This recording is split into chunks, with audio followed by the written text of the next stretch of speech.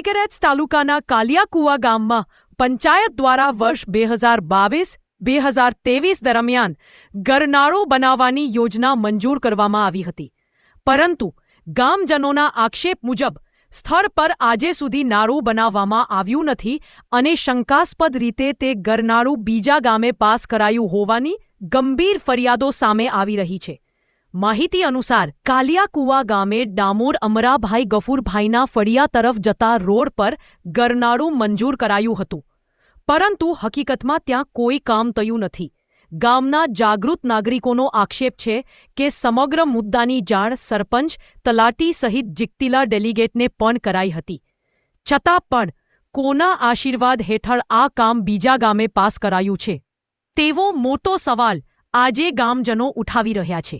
ગામજનો સ્પષ્ટ શબ્દોમાં કહી રહ્યા છે કે સરકાર સુધી આ અવાજ પહોંચાડવામાં આવશે, ટીડીઓ અને કલેક્ટર સુધી લેખિત રજૂઆત કરાશે અને જો સમયસર ન્યાય નહીં મિલે તો આવનારી ચૂંટણીઓમાં બહિષ્કાર કરવા સહિતના પગલાં લેવા માટે પણ ગામજનો તૈયાર છે।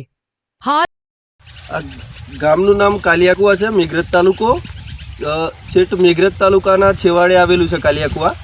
હવે અમારા કાલિયાકુવામાં છેલ્લા 2022-23માં એક નાળું પાસ થયું હતું, અમરાભાઈ આ છે પાકા રોડથી અમરાભાઈ ગફુરના જોડતું નાળું।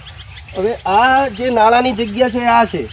હવે કેવું છે, ચોમાસામાં અહીંથી ફૂલ પાણીનો પ્રવાહ ફૂલ વહે છે અને નાળું પાસ થયેલું, તો આ નાળું હવે સરપંચશ્રીને અને શું કહેવાય જિલ્લા સદસ્યને જાણ કરી, તો આ લોકોએ એવું કહેશે કે આ નાળું અહીંયા નથી બન્યું અને એવું કહે છે કે નેસડામાં બન્યું છે।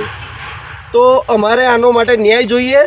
બીજી વસ્તુ કે અમને આ બહુ તકલીફ પડે છે છોકરાને આવવા જવા માટેની, તો સરપંચશ્રીને જાણ કરી છે, જિલ્લા સદસ્યને જાણ કરી છે, એવું કહે છે કે આ તો બીજે બની ગયું, હવે થાય નહીં।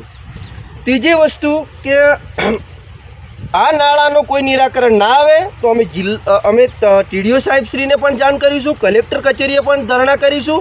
બીજી વસ્તુ અહીંયા પણ ન્યાય નહીં મળે તો અમે ગાંધીનગર જવા માટે તૈયાર છીએ, કેમ કે આ મોટો પ્રવાહ છે, આગળથી 4 કિલોમીટરથી પૂરું તળાવનું પાણી આવે છે। બીજી વસ્તુ કે અહીંયા આ નાળાનું નિરાકરણ ના આવે તો અમે ચૂંટણીનો પણ બહિષ્કાર કરીશું। એટલે સખત શબ્દોમાં અમે આ તલાટીશ્રી પણ આમાં સામેલ છે અને જિલ્લા સદસ્ય પણ સામેલ છે અને સરપંચશ્રી પણ સામેલ છે। તો અમારે ન્યાય જોઈએ। આ ગ્રામજનોનો અમારો આટલો એ છે।